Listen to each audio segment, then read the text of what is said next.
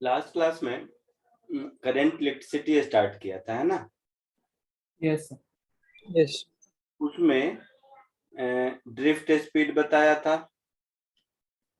हाँ sir, current density बताया था, यस सर, ड्रिफ्ट स्पीड और करंट डेंसिटी में रिलेशन बताया था, हाँ सर,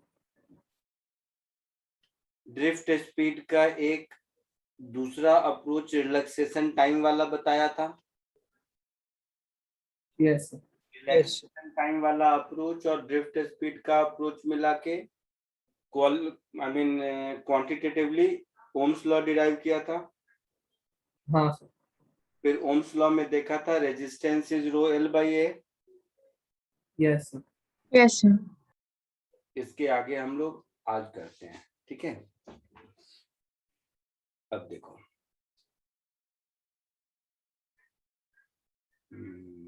तो रेजिस्टेंस में अच्छा, ओम्स लॉ में वो वाला भी क्वेश्चन शायद कराया था, जिसमें कि क्रॉस सेक्शनल एरिया इंक्रीज हो रहा है रेडियस लिनियरली, ऐसा वाला। हाँ सर वही किया था ये वाला किया था, ठीक है ठीक है।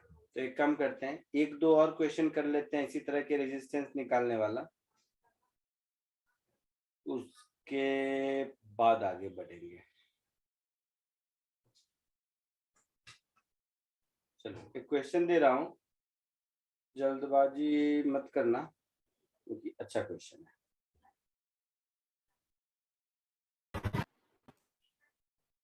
लेकिन वो वाला जो लास्ट में कराया था ना मैंने, जिसमें क्रॉस सेक्शनल एरिया वेरी कर रहा है, उसी टाइप का ये क्वेश्चन है यार को। इसको दो पार्ट में करना, इतना लंबा नहीं रखता, आधा आधा दो पोर्शन में, इंफॉर्मेशन इधर और क्वेश्चन इधर।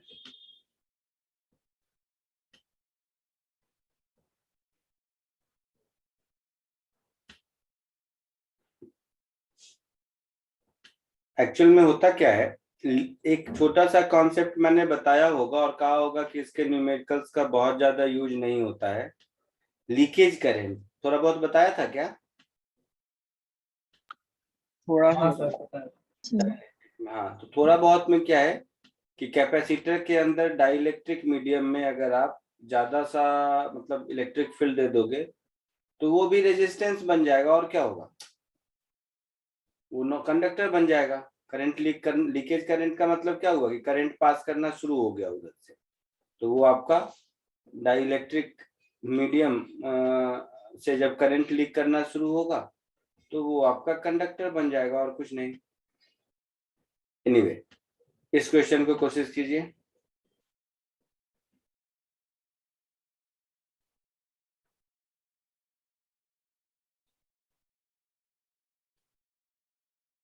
ध्यान से, अच्छा क्वेश्चन। फॉर्मूला वही है, R is equal to rho L by A. तो रो की जगह बेटा यहाँ पर specific conductivity of the medium दिया है ना? ओके हाँ सर तो 1/8 कंडक्टिविटी का रेसिप्रोकल रेजिस्टिविटी होता है। यस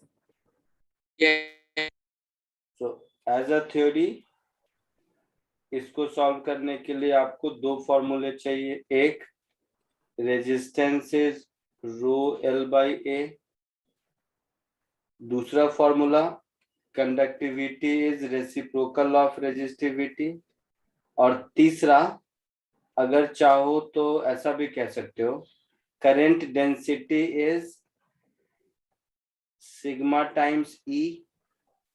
याद हाँ है? सर, ये भी पिछले बार लिखा था। हाँ तो ये तीनों को में से जैसे मन करे जो भी यूज हो उसको अप्लाई करो। ये लास्ट क्लास में किया था, कोशिश कीजिए 10 मिनट लीजिए, चलेगा, बट खुद से कीजिए, मजा आएगा।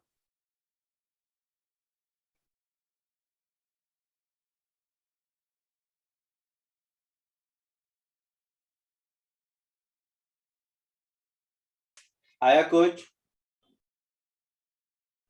हाँ सर फर्स्ट तो सिंपल है सबसे, फर्स्ट सबसे सिंपल है। हाँ सर along the length पूछा है, मतलब ऐसे, तो इसमें तो सीधा सीधा फॉर्मूला पुट करना है मुझे।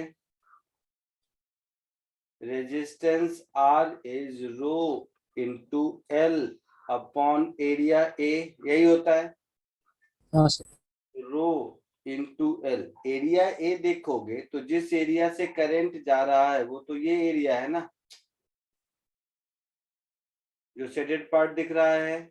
Yes, sir. So pi B square minus A square. हाँ सर। Yes, sir. अभी रुको, अभी खत्म नहीं हुआ।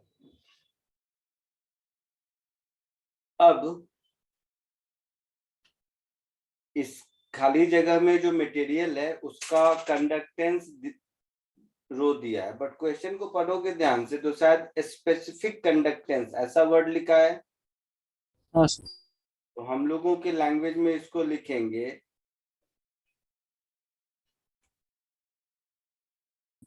L upon pi rho B square minus A square.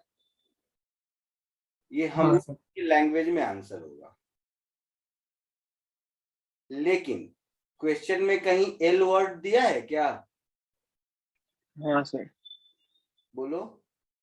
नहीं हाँ sir. Sir, length of cylinder दिया तो है एंड पे। अच्छा दिया है तो ठीक है, यही अच्छा। आंसर हो गया। हम्म। आंसर हो गया। बी पार्ट का बताओ।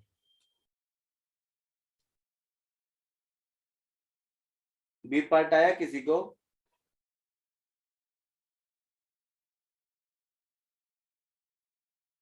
बी पार्ट का मतलब समझ आया?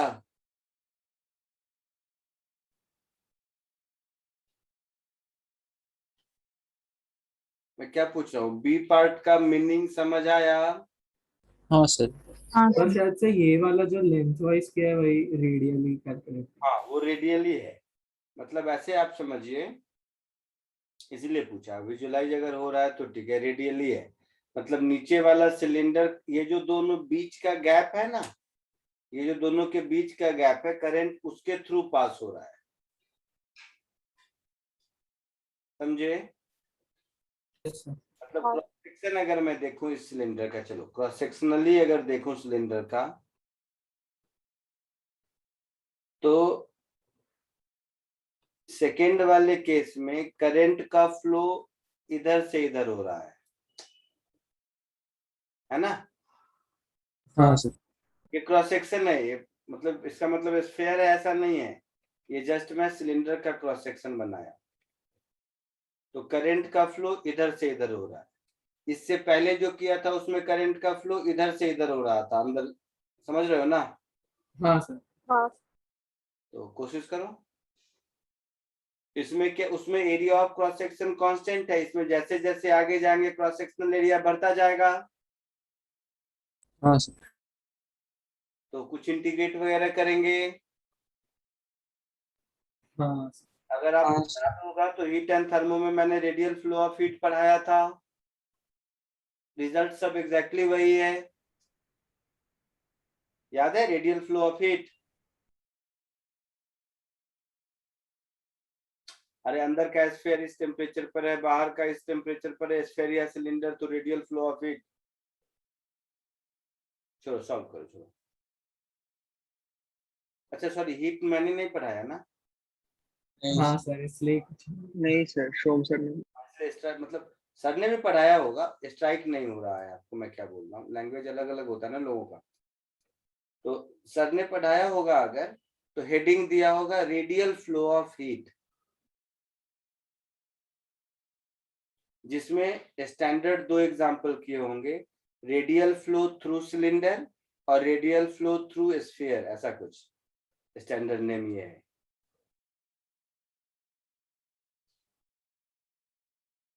एनीवे कोशिश करो।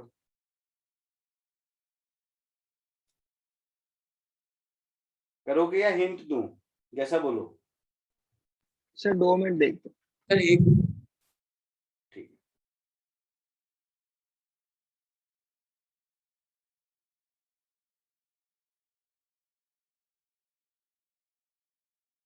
देते हैं।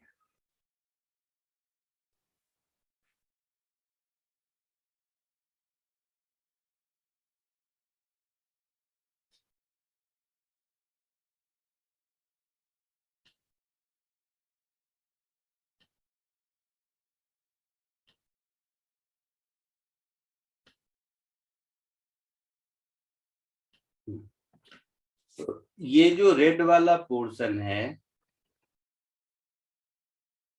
इसमें करंट जो रेडियल फ्लो हो रहा है, केवल इसका रेजिस्टेंस में लिखूं तो मैं क्या लिखूंगा, D R is equal to rho into L. L तो dx होगा, लेंथ ऑफ yes, dx होगा अपॉन एरिया। तो इसका सरफेस एरिया जिसके थ्रू करंट फ्लो कर रहा है नॉर्मली, वो हो जाएगा 2πxl, ऐसा होगा। हाँ सर, पक्का? So rho upon 2πl dx upon x is dr। इसको अगर इंटीग्रेट कर दे तो r मिल जाएगा। हाँ सर, हाँ sir, so r is row upon 2πl integral of dx upon x from x is equal to a to x is equal to b. So rho upon 2πl ln b by a, ऐसा कुछ। हाँ sir, तुम लोग statistics पढ़ते हो क्या maths में? Sir अभी तक मतलब बेसिक तो करा है सर। थोड़ा बहुत पढ़ा था। हाँ नहीं, वो मीन मीडियन मोड तो पढ़े होगे सब लोग हाँ शायद। वो पता है। हाँ सर। वो नहीं। तो जैसे मीन हो गया, मीडियन हो गया, मोड हो गया, ये सब क्या है, सब एवरेजेज ही हैं। Yes sir. हाँ सर, उसी में एक स्टेप आगे बढ़ जाते हैं तो arithmetic mean, geometric mean, harmonic mean, ये सब भी एवरेजेज ही हैं, है ना? ये भी तो एवरेज हाँ ही सर, है ना? हाँ, यस सर, तो इसका मतलब है एवरेज निकालने से पहले, एवरेज निकालने से पहले हमें देखना पड़ेगा कि पॉपुलेशन का डिस्ट्रीब्यूशन कैसा है। मैं एक जनरल बात बता रहा हूं कि पॉपुलेशन का डिस्ट्रीब्यूशन कैसा है, ठीक है? यस सर, तो पॉपुलेशन का डिस्ट्रीब्यूशन अगर मुझे पता चल गया तो पता चल जाएगा कि हमें कौन सा एवरेज लगाना है। तो उसमें एक, उस डिस्ट्रीब्यूशन में एक टर्म होता है, जैसे arithmetic progression, geometric progression, harmonic progression, ये सब डिस्ट्रीब्यूशन फंक्शन ही है वैसे। तो एक लॉग नॉर्मल डिस्ट्रीब्यूशन होता है, ठीक है? हाँ सर, तो ये उसके एवरेज का, जैसे ज्योमेट्रिकल मीन पता था तो कैसे आपने तुरंत पिछले क्लास वाले लेक्चर को बता दिया था, हाँ सर। हाँ सर, वैसे ही अगर थोड़ा सा हाई लेवल मैथ पता होता, मैं इसका शॉर्टकट भी बता देता कि उसका एवरेज यही होता है, उसका एवरेज भी यही होता है। ठीक है, चलो इसको कॉपी कर लो, फिर आगे बढ़ते हैं। बी पार्ट कॉपी कर लीजिए, फिर आगे बढ़ते हैं। देखेंगे कभी किसी दिन मूड में रहा उसको पढ़ाना पड़ेगा, शुरू से बताऊंगा। अभी वैसे आपके फिजिक्स के सिलेबस के हिसाब से जरूरत नहीं है इसकी।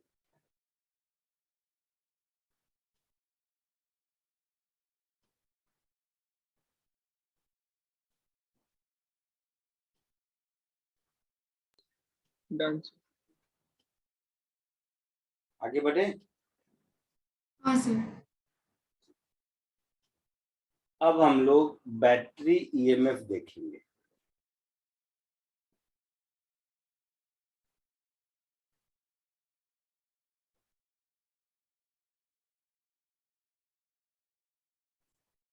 ईएमएफ का फुल फॉर्म क्या है?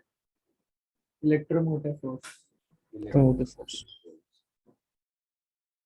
तो जब भी करंट फ्लो होता है किसी भी कंडक्टर में, ध्यान से समझना, या कैपेसिटर चार्ज होता है, तो हम लोग कॉमन बोलचाल के लैंग्वेज में कह देते हैं कि बैटरी ने चार्ज क्यू दिया या बैटरी ने करंट आई दिया। एक्चुअल में ऐसा कुछ नहीं होता। क्योंकि बैटरी अगर चार्ज दे पाता तो नॉन कंडक्टर को भी दे देता, उससे भी करंट फ्लो करा लेता। तो एक्चुअल में बैटरी सिर्फ इलेक्ट्रोमोटिव फोर्स है। इलेक्ट्रोमोटिव फोर्स का मतलब है कि वो इलेक्ट्रिक फील्ड क्रिएट कर देगा, और अगर आपके इलेक्ट्रॉन्स अवेलेबल है लूजली बॉन्डेड विथ न्यूक्लियस, तो वो मूव करना शुरू करेंगे और करंट फ्लो होगा। बैटरी के खुद के पास कोई करंट नहीं होता, बैटरी के खुद के पास कोई चार्ज नहीं होता। बैटरी सिर्फ और सिर्फ कंडक्टर को एक कंड्यूसिव इन्वायरमेंट देता है उसके इलेक्ट्रॉन को फ्लो करने के लिए, मतलब एक फोर्स देता है। इसीलिए बैटरी कॉमन नेम है और इलेक्ट्रोमोटिव फोर्स ये एक टेक्निकल नेम है। कोई दिक्कत नहीं नहीं तो किसी भी बैटरी में ईएमएफ होता क्या है ये समझ लेते हैं।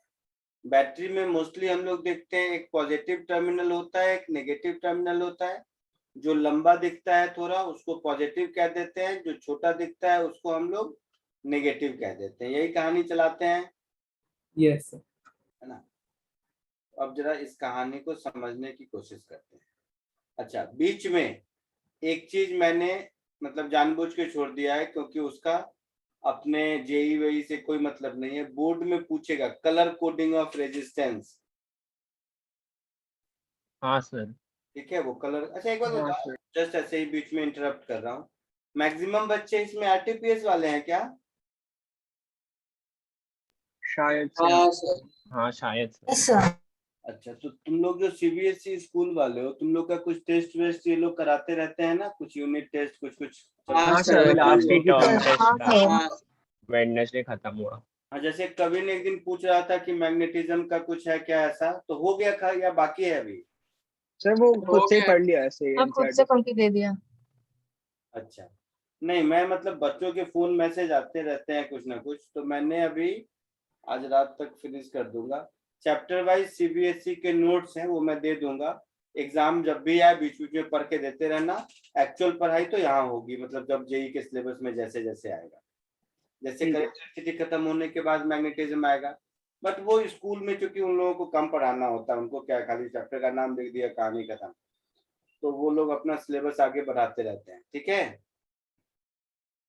Okay yes okay sir. मैं क्या कह रहा था, हाँ बैटरी की बात कर रहा था। हाँ तो नहीं, उससे पहले मैं कह रहा था एक टॉपिक तुम्हें बुक में मिल जाएगा, कलर कोडिंग ऑफ रजिस्टर। ये बोर्ड में ये सब में पूछता हाँ सर, वो कुछ अलग अलग हाँ नंबर सर। के दर से। हाँ बोर्ड में भी नहीं है शायद। नहीं, बोर्ड में है। बोर्ड में है सर, सिलेबस से काट दिया सर। अच्छा, हाँ सर, सिलेबस से निकल।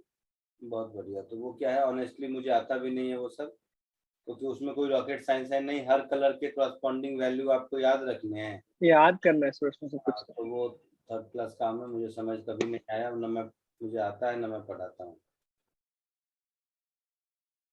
तो ये बैटरी का नोटेशन मोस्टली देखते होगे तुम लोग।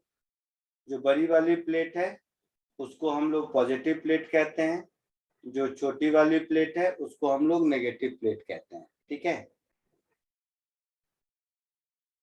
अब अगर कोई चार्ज बैटरी के नेगेटिव टर्मिनल से पॉजिटिव टर्मिनल तक अगर फ्लो करता है तो हम लोगों को वर्क डन करना पड़ेगा, यस है ना। तो ये वर्क बैटरी करता है। कौन करता है? बैटरी। बैटरी करता है।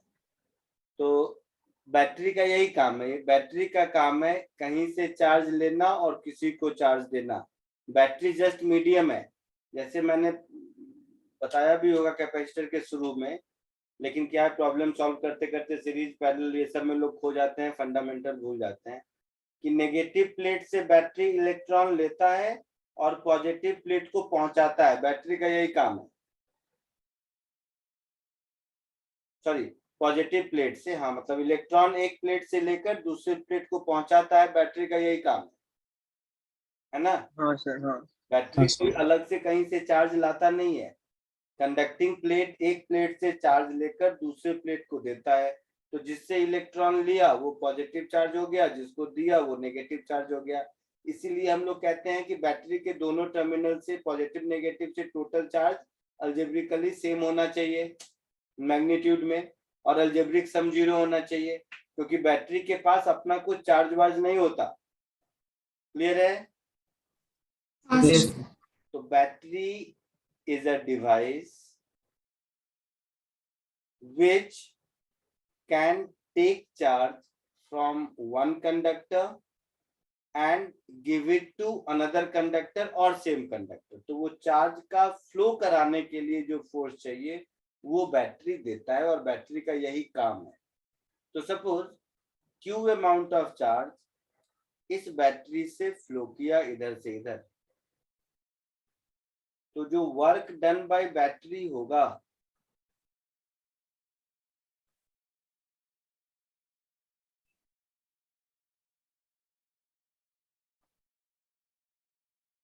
ये वर्क डन बाय बैटरी हमारा होगा फोर्स इनटू डिस्प्लेसमेंट, है ना? चार्ज पर जो फोर्स लग रहा है इनटू डिस्प्लेसमेंट यही होगा। तो चार्ज पर फोर्स, बैटरी ने मान लो Fb फोर्स लगाया, और इन दोनों के बीच फिजिकल सेपरेशन d डिस्टेंस का है, बैटरी के दोनों प्लेट के बीच में। तो मैकेनिकल वर्क डन क्या हो गया? Battery force into distance d, यही मैकेनिकल वर्क डन हुआ। Yes sir.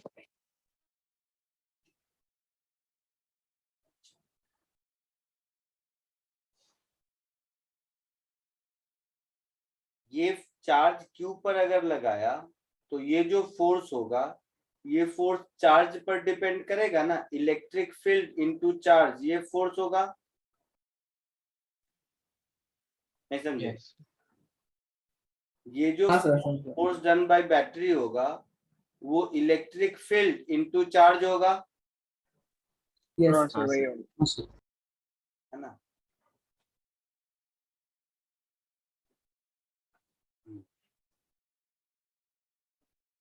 सो इसको मैं ऐसे कह दूं, इसको मैं ये कह दूं ये वर्क डन बाय बैटरी। अब मैं कह दूं work done by battery per unit charge, क्योंकि कितना चार्ज ले जाएगा उस पर डिपेंड करता है ना? तो work done by battery per unit charge अगर मैं बोलूंगा, ध्यान से देखना, तो अब मेरा हो जाएगा work done by battery upon charge Q। तो ये हो गया force applied by battery into distance d upon charge Q होगा। बोलिए। हाँ सर। अच्छा, हाँ सर। अब force applied by battery upon charge Q ये तो इलेक्ट्रिक फील्ड के बराबर होगा। Yes. Yes. Yes force applied by the battery upon charge Q ये हमारा हो जाएगा इलेक्ट्रिक फील्ड। तो ये वर्क डन हमारा पर यूनिट चार्ज हो गया इलेक्ट्रिक फील्ड इनटू D। तो ये जो फोर्स लगता है यही फोर्स आपका EMF है। ये जो है ना 2 वोल्ट 3 वोल्ट जो सुनते हो ये यही है। आई बात समझ में? ये जो फोर्स Yes. है ये जो फोर्स है जिसको इलेक्ट्रिक फील्ड हम लोग कहते हैं, तो बैटरी का एक्चुअल पर्पस यही है कि इलेक्ट्रिक फील्ड प्रोड्यूस करना। अब हम बैटरी के इनर स्ट्रक्चर पे आते हैं। तो सपोज सर्किट में एक बार देखें, ये मेरा अगर बैटरी है, ध्यान से देखना, और ये एक इंटरनल रेजिस्टेंस एक्सटर्नल रेजिस्टेंस से R है, और यहाँ एमीटर है जिसमें करंट का रीडिंग बताएगा और इसका कोई मतलब नहीं है। तो अगर इसमें से I करंट फ्लो हो रहा है,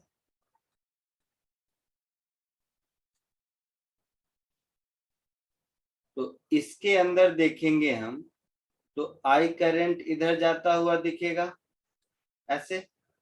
Yes. ये बैटरी का नेगेटिव और ये पॉजिटिव। तो बैटरी यूजुअली करंट का फ्लो क्या होता है? हायर टू लोअर पोटेंशियल होता है ना। हाँ सर। लेकिन Yes. अगर मैं बैटरी के अंदर देखूं तो उल्टा दिख रहा है। हाँ सर। हाँ सर Yes. अगर मैं बैटरी के अंदर देखूं तो from lower to higher potential current flow हो रहा है, और बैटरी के बाहर देखूं तो ये मेरे कंडक्टर का हायर पोटेंशियल पॉइंट है और ये कंडक्टर का लोअर पोटेंशियल पॉइंट है। तो बैटरी के बाहर, ये याद रखना, करंट हमेशा higher to lower potential flow करता है, बैटरी के अंदर current lower to higher potential flow करता है। तो बैटरी के अंदर करंट जो lower to higher potential flow करेगा तो उसको कुछ रेजिस्टेंस से इनकाउंटर होना पड़ेगा। कॉमन सेंस है, यस सर। है ना? तो बैटरी को अपने इंटरनली कुछ रेजिस्टेंस से इनकाउंटर होना होगा। उस इंटरनल रेजिस्टेंस को, उस रेजिस्टेंस को हम लोग इंटरनल रेजिस्टेंस कहते हैं। क्लियर है? इंटरनल रेजिस्टेंस का कॉन्सेप्ट कुछ समझ आया? Yes sir. हाँ सर। बैटरी में इंटरनल रेजिस्टेंस क्यों होता है? क्योंकि बैटरी के अंदर चार्ज का जो फ्लो हो रहा है वो अननेचुरल है। अननेचुरल का मतलब है not from higher to lower potential, जो कन्वेंशनली होना चाहिए। इसका उल्टा है लोअर टू हायर पोटेंशियल। तो जब आप किसी चीज को लोअर टू हायर पोटेंशियल ले जाओगे तो आपको रेजिस्टेंस फेस करना पड़ेगा ना। हाँ सर। हाँ सर। हाँ सर। तो ये जो रेजिस्टेंस फेस करना पड़ता है इसको हम लोग बैटरी के लैंग्वेज में इंटरनल रेजिस्टेंस कहते हैं। क्लियर है? तो एक्चुअल में बैटरी कितना भी अच्छा क्यों ना हो उसमें इंटरनल रेजिस्टेंस जरूर होगा। डायग्राम में दिखे या नहीं दिखे, आइडियल बैटरी का मतलब है कि जीरो इंटरनल रेजिस्टेंस, लेकिन नॉन आइडियल बैटरी है तो उसमें कुछ ना कुछ इंटरनल रेजिस्टेंस जरूर होगा। क्लियर है? यस। तो इस इंटरनल रेजिस्टेंस को, तो मैं पहले इसमें लिख दूं, इनसाइड बैटरी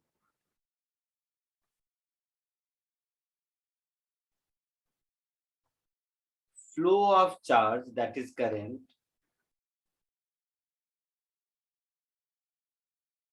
is against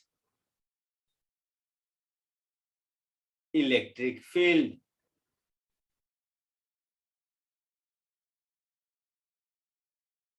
आई बात समझ में?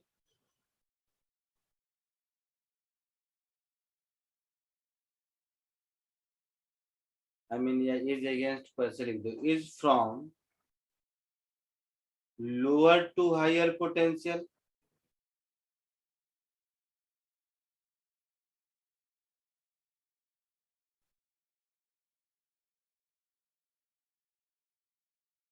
क्लियर है? और outside the battery higher to lower potential, that is inner circuit higher to lower potential.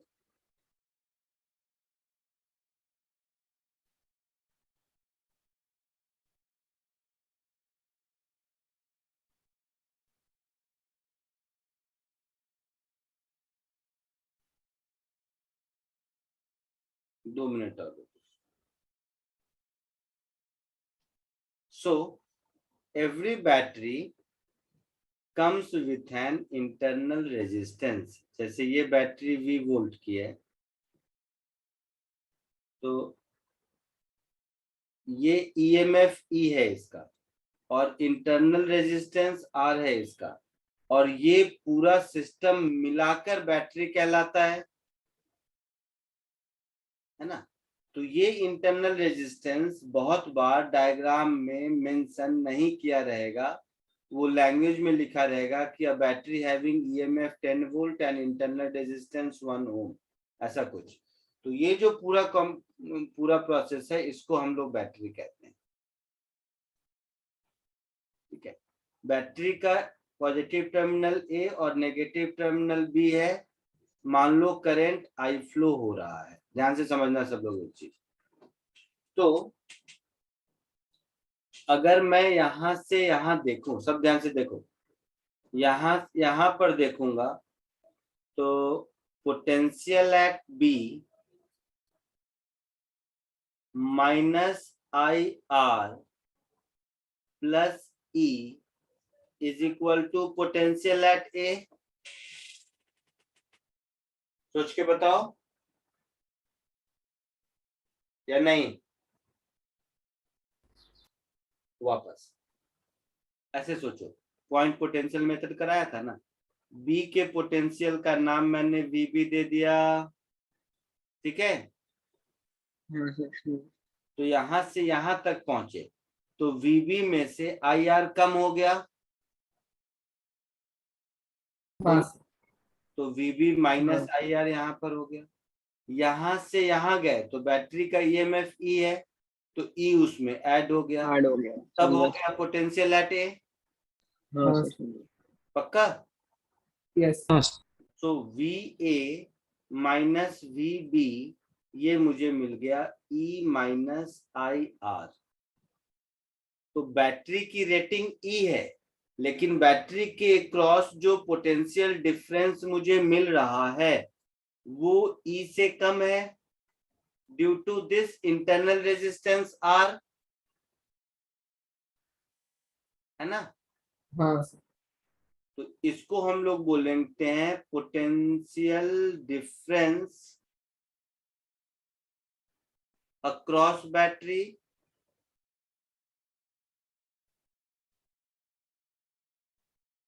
और इसको हम लोग बोलते हैं ईएमएफ ऑफ बैटरी।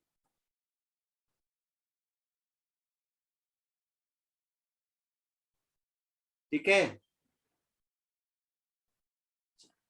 अब एक ऑब्जेक्टिव क्वेश्चन जो जेई में पूछ चुका है, ठीक है, ध्यान से सुनना।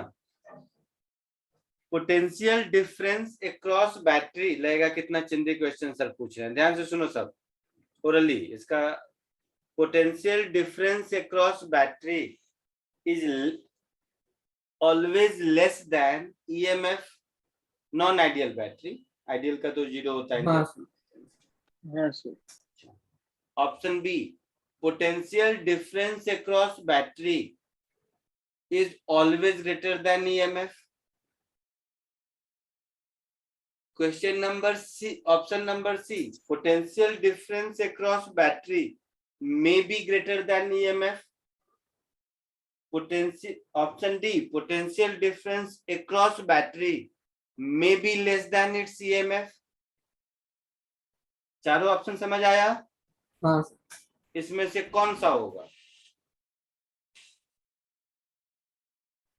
मतलब मोटे तौर मुझे पर डी लग रहा है। Potential difference across battery EMF से छोटा होगा, एक ये ऑप्शन है। ईएमएफ ऑफ द बैटरी से पोटेंशियल डिफरेंस छोटा हो सकता है, एक ये ऑप्शन है। ईएमएफ ऑफ द बैटरी से पोटेंशियल डिफरेंस बड़ा होगा, एक ये ऑप्शन है। ईएमएफ ऑफ द बैटरी से पोटेंशियल डिफरेंस बड़ा हो सकता है, एक ये ऑप्शन है। तो इन चारों में से कौन सा होगा? सर छोटा हो सकता है। छोटा हो सकता है। हाँ सर। और कोई? छोटा होगा ऐसा नहीं है। हाँ सर वही हो सकता है। सर ऐसा क्वेश्चन में दिया है क्या कि नॉन आइडियल है? हाँ नॉन आइडियल है, चलो नॉन आइडियल, नॉन आइडियल है। बोलो, मैं ऐसे ही लिख रहा हूँ, तुम पहले मेरा आंसर होगा ही, अगर नॉन आइडियल छोटा होना ही चाहिए। नहीं। देखो कैसे बताता हूँ, पहले तो इसको खत्म करें। If internal resistance of a battery small r is equal to 0, then its V is equal to E, known as ideal battery। एक चीज ध्यान से देखो, ये ऑब्जेक्टिव क्वेश्चन पूछा था और लोग हमेशा क्या है कि वो बस थ्योरी पढ़ के मिस कर जाते हैं। अब इस बात को मैं ऐसे रखता हूँ, सब लोग ध्यान से देखो। ये एक बैटरी है, ये इसका इंटरनल रेजिस्टेंस है, अगर नॉन आइडियल है तो ये है ही, है ना। हाँ सर। देखो मैं 2 केस बनाता हूँ।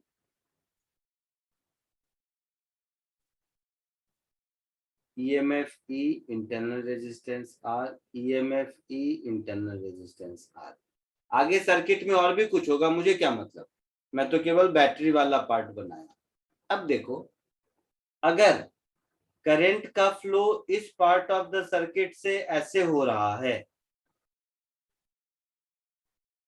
तब तो अभी मैंने ऊपर देखा उसके हिसाब से VA minus VB is E minus IR, आया ना? Yes sir. Yes sir. लेकिन इस पोर्शन ऑफ सर्किट में करंट का फ्लो ऐसे हो रहा है, क्योंकि सर्किट में आगे कुछ भी हो सकता है, और भी बैटरीज हो सकते हैं, कुछ भी हो सकता है। तो इस केस में अगर हम VA माइनस VB लिखेंगे तो क्या होगा? बोलो। E प्लस IR होगा। VA minus E minus IR is VB, तो VA minus VB E plus IR होगा। हाँ सर। ये दोनों केस समझ में आया? हाँ हाँ सर। सर। तो इसको अब मैं एज अ थ्योरी ऐसा कह देता हूं। एक्चुअल में ये स्टैंडर्ड टर्म है, लेकिन समहाउ आप लोगों के सिलेबस में मिसिंग रहता है। ये वाला जो केस है इसको बोलते हैं, सेकेंड वाला केस, इसको बोलते हैं चार्जिंग ऑफ बैटरी। बैटरी में करंट जा रहा है, ठीक है। और इसको बोलते हैं डिस्चार्जिंग ऑफ बैटरी, बैटरी से करंट जा रहा है।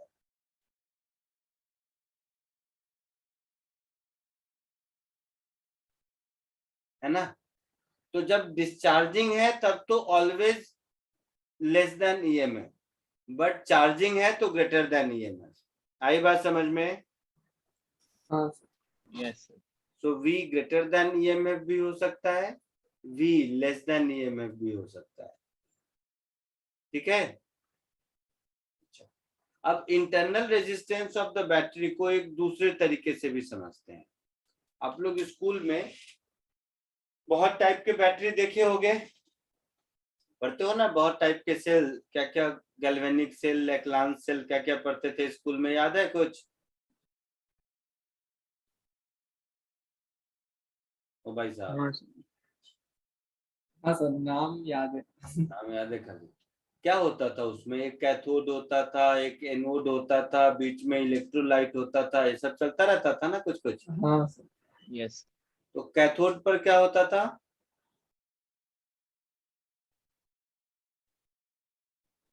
सर मतलब चार्ज पूछ रहे हो आप? हाँ, कैथोड पे कौन सा चार्ज होता था? पॉजिटिव या negative? Negative charge. Negative charge Negative. होता है, नोड पे पॉजिटिव। नेगेटिव चार्ज होता था, और एनोड पे पॉजिटिव चार्ज होता था, ऐसा? हाँ हाँ सर। हाँ सर। अच्छा, हाँ सर, कैथोड कैटायन को अट्रैक्ट करके नेगेटिव हाँ चार्ज भाई, होगा। मैंने भी वैसे ही याद किया। हाँ, कैथोड कटायन, यहाँ तक सही बोले। अब बोलो, कटायन होता है तो क्या होता तो है? कैटायन को अट्रैक्ट करता है तो नेगेटिव चार्ज होगा ना उसका। केटायन पॉजिटिव होता है तो फिर कैथोड नेगेटिव।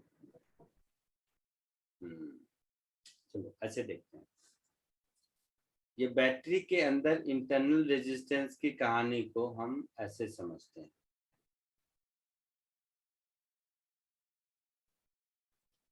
आपको क्लैरिटी से पता चलेगा कि ये इंटरनल रेजिस्टेंस होता क्यों है, क्योंकि अपोज करता है यहाँ तक तो ठीक है, बट एग्जैक्टली अपोज करने की कहानी क्या है वो देखो।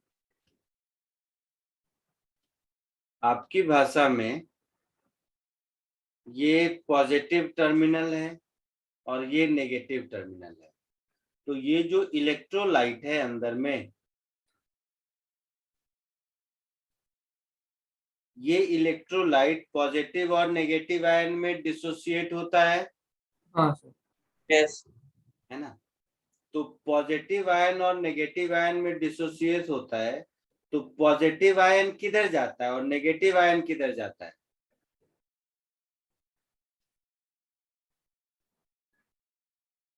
बोलिए। पॉजिटिव जो नेगेटिवली चार्ज टर्मिनल है उसकी तरफ जा रहा है। सपोज इसमें सोडियम क्लोराइड है फॉर एग्जांपल, तो सोडियम कैथोड पे जाएगा और क्लोरीन क्लोराइड आयन पे। तो ये Na+ हो गया और ये Cl- हो गया, है ना। हाँ सर, तो Na+ किधर जाएगा, कैथोड पे जाएगा। क्या था? बट पॉजिटिव चार्ज तो नेगेटिव में अट्रैक्ट होना चाहिए ना। तो सर कैथोड तो नेगेटिव टर्मिनल ही होता है ना, तभी तो वो कैटायन को अट्रैक्ट करता है। हाँ, कैथोड कटायन को अट्रैक्ट करता है, तो इस पर एक्चुअल में कटायन तो को जो वाई है वो है कैथोड। हाँ वाई कैथोड है और एक्स एनोड। Y हाँ कैथोड और X एनोड है, तो वही मैं कह रहा हूँ। तो ये जो Na है इसका मूवमेंट इधर होगा हाँ सर। और Cl का मूवमेंट इधर होगा। हाँ sir. Yes sir. So Yes. Positive charge का ये जो आयन है, ये पॉजिटिव ये नेगेटिव, तो दोनों मिला के हम कह सकते हैं कि पॉजिटिव आयन का मूवमेंट इधर हो रहा है हाँ सर। है ना। तो बैटरी के एक्सटर्नल सर्किट से, ध्यान से समझना, ये बहुत इंपॉर्टेंट कॉन्सेप्ट है थ्योरेटिकली, लेकिन क्या है कि क्वेश्चन में जरूरत नहीं पड़ता है तो लोग इग्नोर करके आगे बढ़ जाते हैं। बैटरी के अंदर जो करंट फ्लो हो रहा है वो तो ये वाला है, इधर से आया ऐसे गया, तो ये मेरे कन्वेंशनल करंट आई जो कि यहाँ पर दिया हुआ है उसका डायरेक्शन हो गया हाँ सर। और इसके अलावा ये जो आयन के मूवमेंट के कारण करंट फ्लो हो रहा है उसका डायरेक्शन ये लाल वाला होगा, यस सर। है ना। तो दो तरह के करंट हो गए, एक करंट मुझे मिला due to mobility of free electrons जो कंडक्टर के अंदर है ना, हाँ सर। और दूसरा मिला due to mobility of electron हो गया और दूसरा due to mobility of ions हो गया, है ना।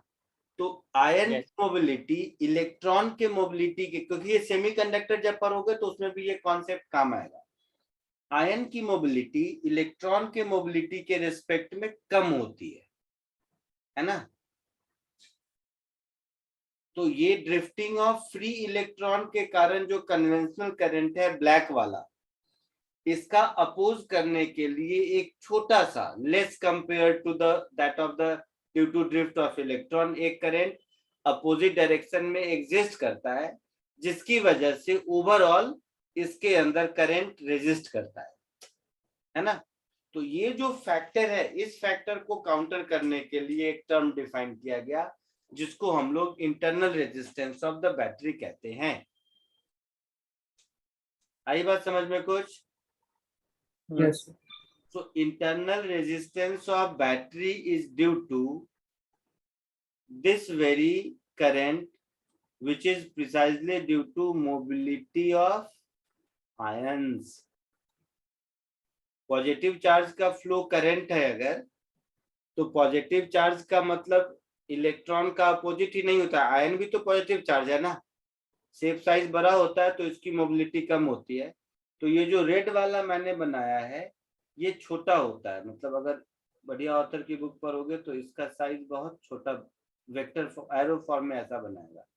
तो ये जो रेड वाला एरो है ये ब्लैक वाले आई को अपोज करता है, जिसकी वजह से इंटरनल रेजिस्टेंस जनरेट होता है। तो इंटरनल रेजिस्टेंस के लिए more precisely mobility of ion responsible है।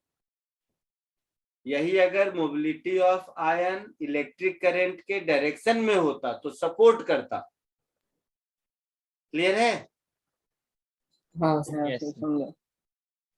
तो ये इंटरनल रेजिस्टेंस के लिए रिस्पॉन्सिबल है, जिसको कि हम लोग डायग्राम में स्मॉल आर लिख देते हैं। ठीक है, चलो बहुत मैंने लिखा, आप लोगों का कॉपी करना बाकी है, ऊपर से फटाफट कॉपी कर लो। कहाँ से बाकी है?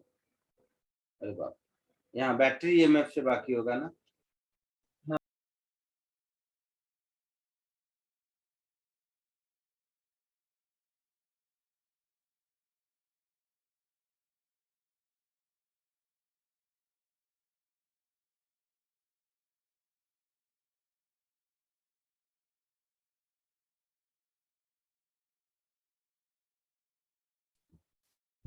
हो गया सबका?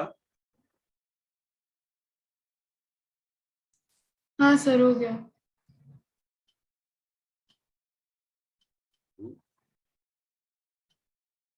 ठीक, चलो आगे बढ़ते हैं।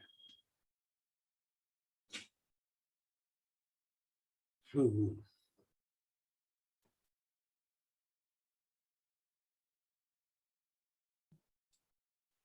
अब आते हैं पावर।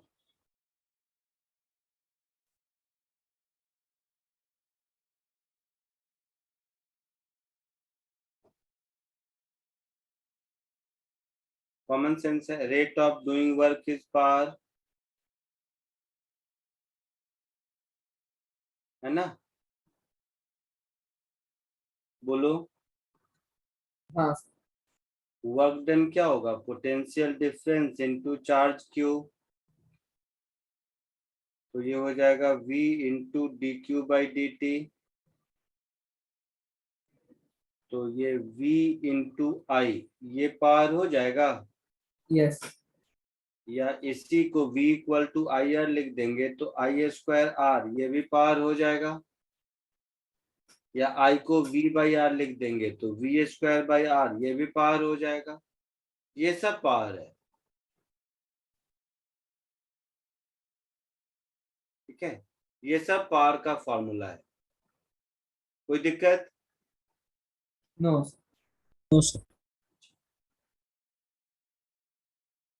तो अगर बैटरी किसी सर्किट से कनेक्टेड है तो उसका power, that is rate of doing work, इसको हम लोग मैक्सिमाइज करने की कोशिश करेंगे। कोशिश का मतलब है जो भी मेरा लोड है, मतलब इसमें बहुत सारे रेजिस्टेंस होंगे, घर का बल्ब, फैन, एसी वेसी, पूरी वायरिंग मिला के फाइनली ये रेजिस्टेंस आर है और हमने एक बैटरी लगा दिया इसमें, जिस बैटरी का ईएमएफ ई है और इंटरनल रेजिस्टेंस आर है, ठीक है? यस बैटरी का ईएमएफ ई है, इंटरनल रेजिस्टेंस आर है और एक्सटर्नल लोड कैपिटल आर है। तो कॉमन सेंस से आप बताओगे, क्योंकि इतना तो पढ़ चुके हो, जो करंट फ्लो हो रहा है उसकी value E upon capital R plus small R होगी। यस अब power delivered by the battery अगर मैं पूछूं,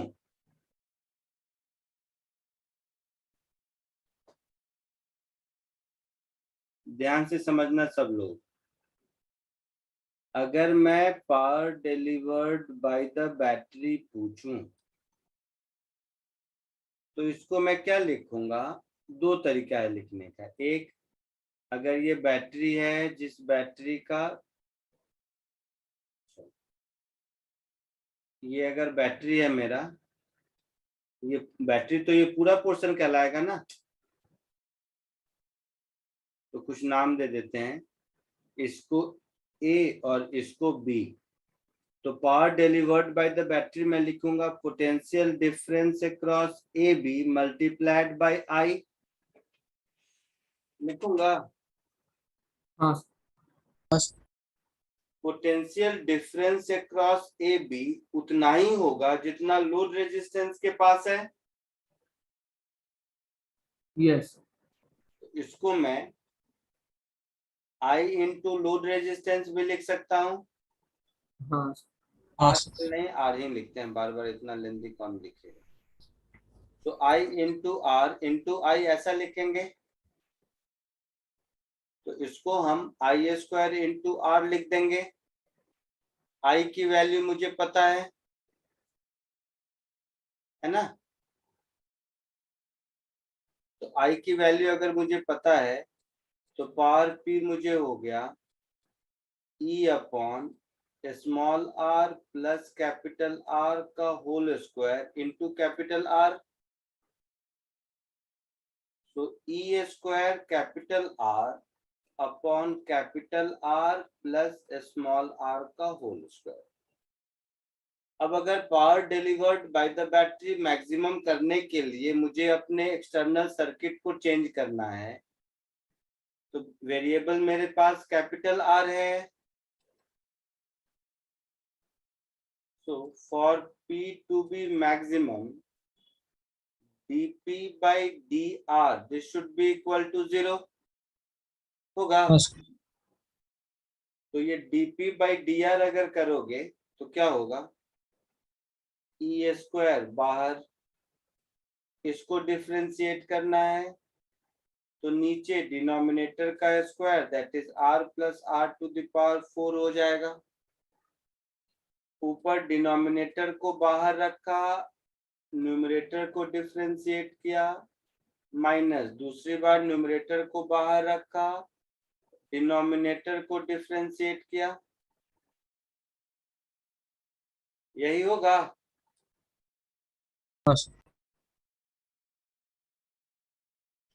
तो यहां से मुझे मिलेगा r प्लस स्मॉल r का whole square is equal to twice of capital R into capital R plus small r। तो capital R plus small r अगर मैं कॉमन ले लूं तो capital R plus small r minus 2r this should be equal to 0 होगा।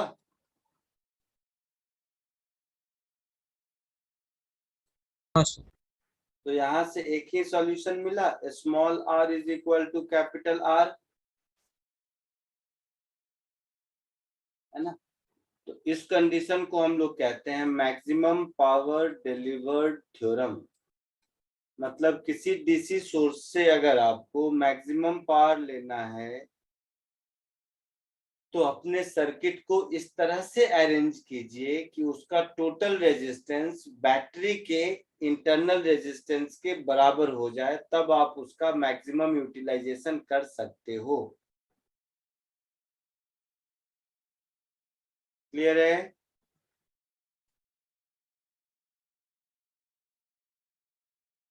आई बात समझ में?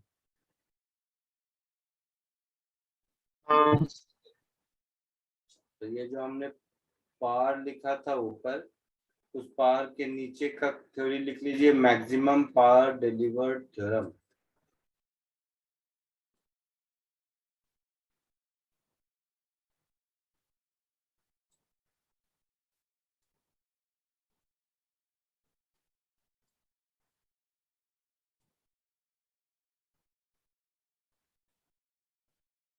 क्लियर है?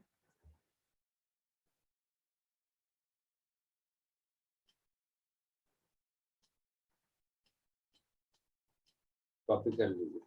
अच्छा, पावर भी बचा हुआ है ना, यहाँ से कॉपी कर लीजिए।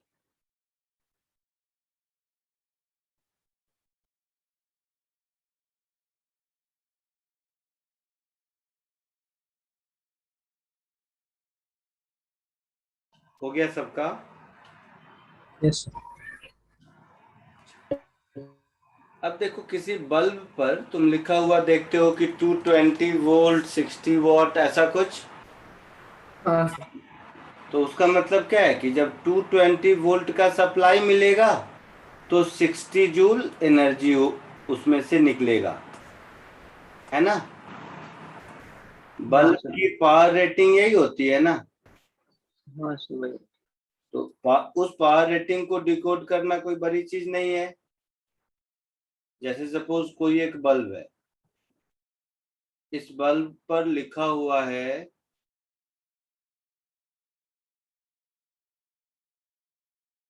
Let's say 220 volt 60 what for example. तो इसका मतलब है कि 220 वोल्ट का पोटेंशियल डिफरेंस मिलेगा तो 60 वॉट का 60 जूल पर सेकेंड का एनर्जी मिलेगा।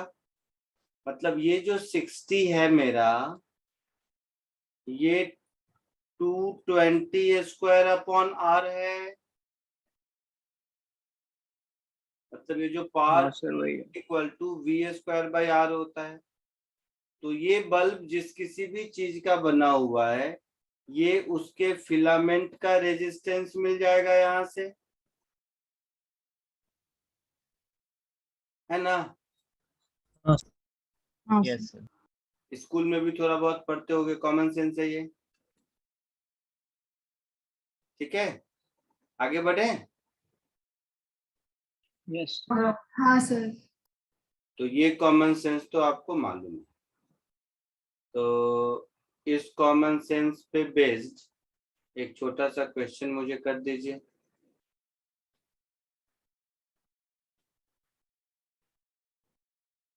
सपोज ये बल्ब है, ठीक है। तो 220 वोल्ट से ये 3 बल्ब लगा हुआ है, दिख रहा है हाँ आप। सर। इसमें से कौन ज्यादा ग्लो करेगा, कौन कम ग्लो करेगा, इसके ब्राइटनेस का क्या ऑर्डर होगा, B1 B2 B3 का, ये आपको बताना है।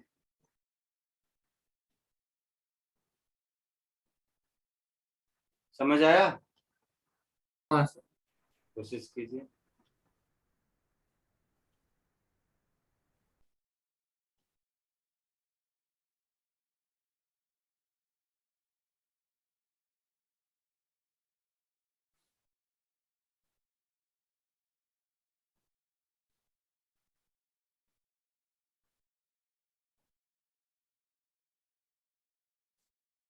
कॉमन सेंस है, करंट सब में सेम होगा। हाँ सर। हाँ सर। तो सब में करंट सेम होगा, तो पावर I²R। हाँ तो जिसका रेजिस्टेंस ज्यादा उसका जिसका ब्राइटनेस। रेजिस्टेंस ज्यादा होगा, आई बात समझ में। आई इस तीनों में कांस्टेंट है, हाँ सर। हाँ सर। तो power is proportional to R. अच्छा, आर में भी क्या है कि देखो, तो 220 220 220 सब में है। हाँ सर। तो ये जो मेरा R1 होगा, इस R1 की वैल्यू हो जाएगी 220² / 100। R2 की वैल्यू हो जाएगी 220² / 50। और R3 की वैल्यू हो जाएगी 220² / 20, है ना। तो R का क्या, R का जो ऑर्डर होगा वही P का ऑर्डर होगा। यस। यस तो दिख रहा है R3 is greater than R2 is greater than R1। So bulb 1 का ब्राइटनेस, सॉरी बल्ब 3 का brightness is greater than that of the 2 is greater than that of the 1। Clear है? Yes sir. आगे बढ़े। Yes.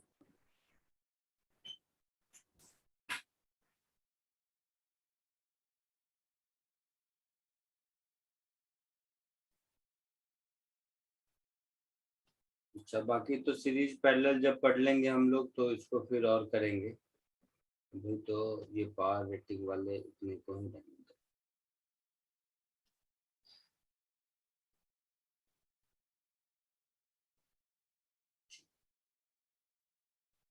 अब चलो आगे बढ़ते हैं। अब हम लोग सर्किट एनालिसिस पर आते हैं। तो जैसे कैपेसिटर में मैंने बताया था कि 2 तरह से सर्किट एनालिसिस करते हैं। एक तो सीरीज पैरेलल वाला कहानी है, सीरीज पैरेलल व्हीटस्टोन ब्रिज, इस तरह का कुछ कुछ मिलता जाएगा, है ना। यस। और दूसरा पॉइंट पोटेंशियल मेथड है, क्योंकि कोई जरूरी नहीं है हमारे पास सीरीज पैरेलल या ऐसा कुछ मिले, है ना। समझ रहे हो? तो अब हम सीरीज पैरेलल की कहानी से पहले थोड़ा सा, अच्छा एक चीज और बता देता हूँ। यहाँ जो मैक्सिमम पावर डिलीवर्ड थ्योरम बताया मैंने, इसका एक ग्राफ भी ड्रॉ कर लो। तो कॉमन सेंस है, इसका मैक्सिमम पावर, तो इसका ग्राफ ऐसा होगा। ये पावर की वैल्यू जिस रेजिस्टेंस पर मैक्सिमम होगी वो बैटरी के इंटरनल रेजिस्टेंस के बराबर होगा, और जो मैक्सिमम पावर होगा उसकी वैल्यू कितनी होगी? तो देखो, स्मॉल आर को कैपिटल आर के बराबर पुट कर दो इस इक्वेशन में। स्मॉल आर को कैपिटल आर के बराबर पुट कर दोगे तो क्या मिलेगा?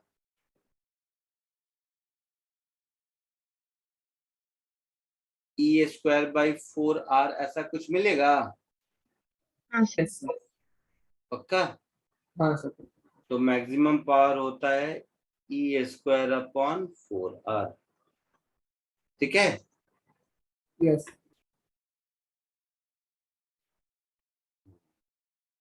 हाँ, मैं कह रहा था कि ये तो हो गया थोड़ा सा जो शुरू का करंट इलेक्ट्रिसिटी का बोरिंग पार्ट था। अब मेन सर्किट एनालिसिस शुरू होता है।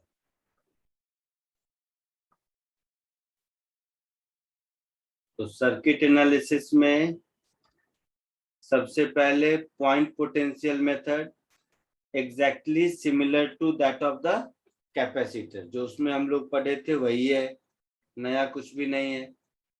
फिर कैपेसिटर सर्किट में हम लोग देखे थे जहां पर more than one battery connected हो, वहां पर point potential method is best suited solution. देखा था ना? हाँ। फटाफट 4-5 क्वेश्चन कर लो पॉइंट पोटेंशियल मेथड के, फिर कॉम्बिनेशन ऑफ रेजिस्टेंसेस पे हम लोग आएंगे। फटाक से कोशिश कीजिए।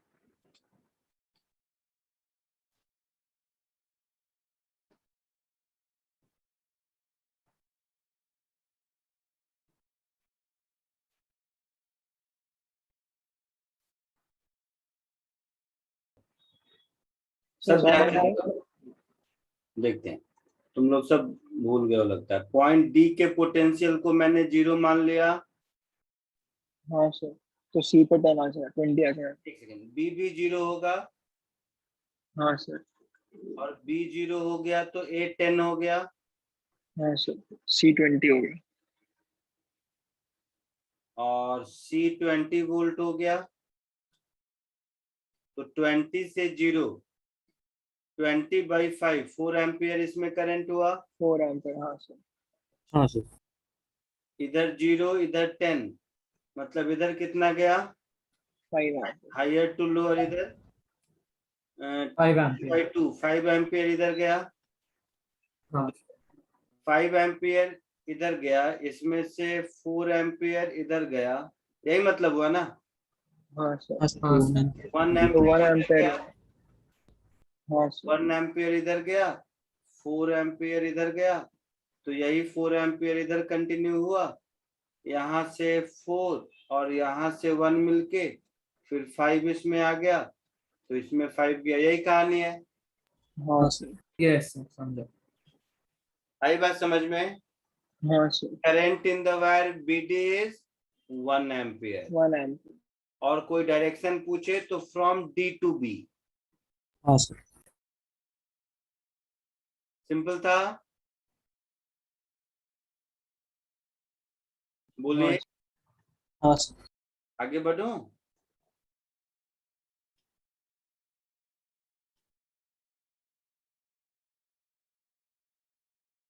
आगे बढ़ूं? हाँ। हाँ सर। Yes sir. चलिए, ऐसे ही सिंपल सिंपल छोटे छोटे क्वेश्चन कीजिए।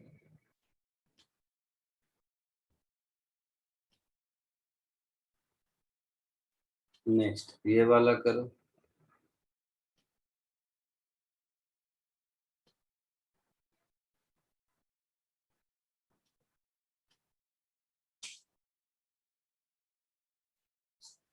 ये जो हर बैटरी के साथ किसी में 1 ओम 2 ओम 2 ओम लिखा हुआ है, ये उसका इंटरनल रेजिस्टेंस है।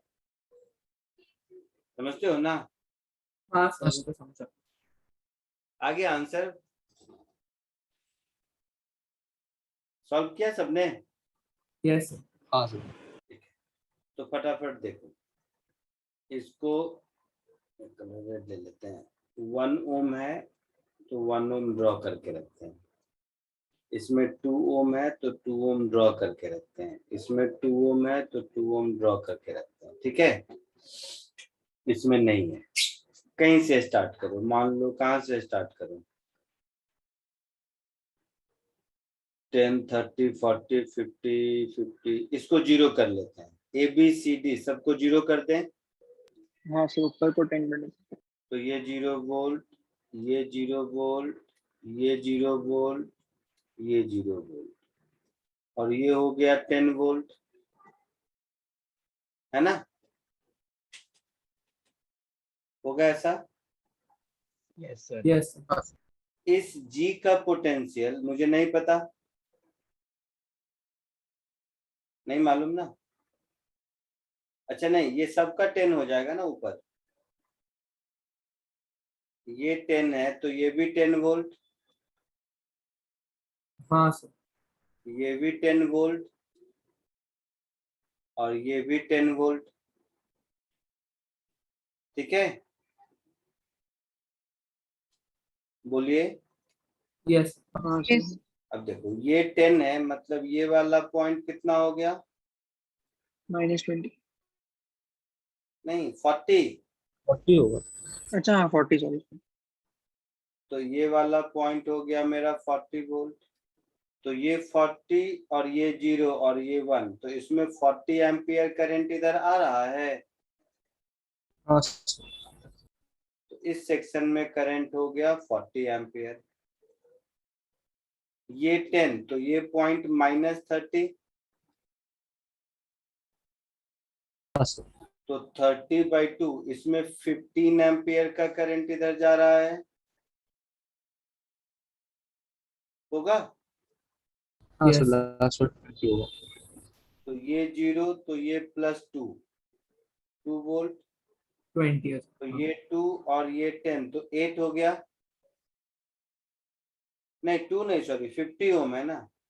हाँ सर, तो फिर -40 हो जाएगा। ये मैं 2 नीचे, ये 0, तो ये 50 ओम, ये 50 वोल्ट हो गया।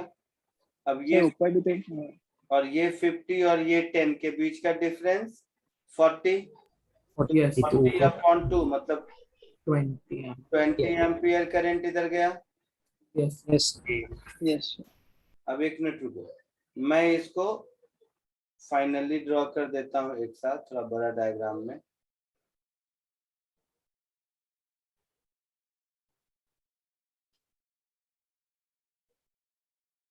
तो क्लैरिटी से हर सेक्शन में कहाँ कितना करंट जा रहा है, नहीं जा रहा है, सब पता चल जाएगा।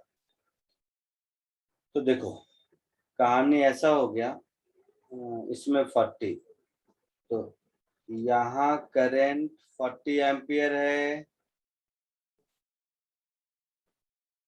यहाँ करंट 15 एम्पियर है, ऐसा, हाँ सर। और यहाँ करंट 20 एम्पियर है, ऐसा। देखो 20 और 15 ये दोनों मिला के कितना होगा? 35, 25। है ना? यस।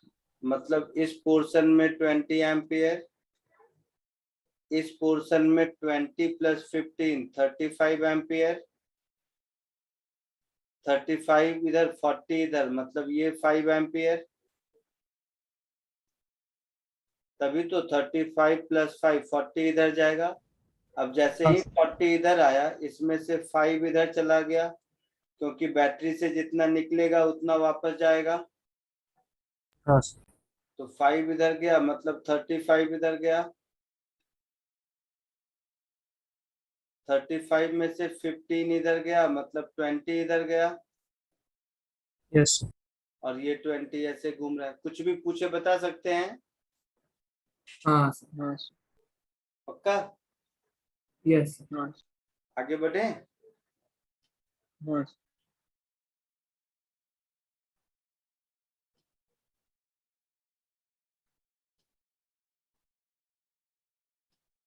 ठीक है, चलो आज के लिए इतना ही। नेक्स्ट लेक्चर में सर्किट एनालिसिस ही कंटिन्यू करेंगे हम लोग। ठीक है। ठीक है। Okay sir. Thank you sir. Thank you sir, bye. Thank you so much. Thank you Thank you. Sir. Bye, sir.